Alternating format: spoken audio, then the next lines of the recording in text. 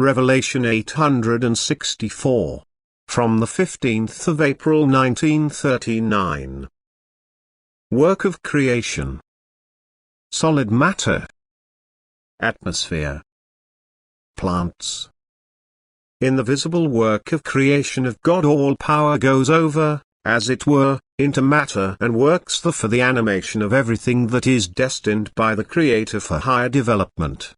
Therefore the creation has this very purpose only, that the beings sheltering in it, perfect themselves.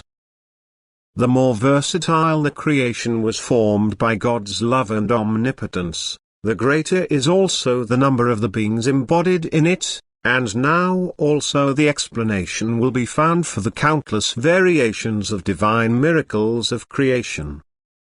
It will now be understandable that in such different forms of the divine creation also the being has every possibility to develop in all directions, that a certain adaptability must be inherent to it, by virtue of which it can fulfill every task in every embodiment.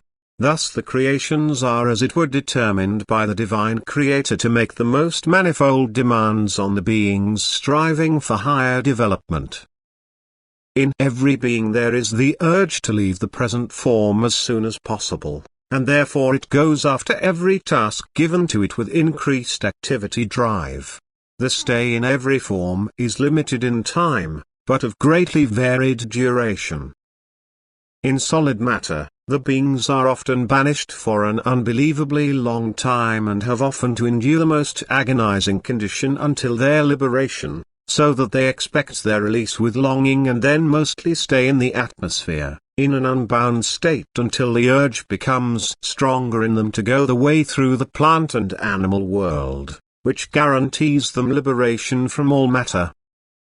The desire to come near the earth expresses itself through weather precipitation of all kinds, and in this way the beings which have stayed in the atmosphere so far, come into direct contact with the ground and penetrate through it into grasses, plants and flowers, and thus the course through the plant world begins, which again lasts for endless times, but shortens the stay in every form by innumerable transformations, and thus the being, which has thereby also increased by a considerable amount in itself, passes over into a larger and larger form, in order to go through the same process of higher development after a certain maturity in the animal life.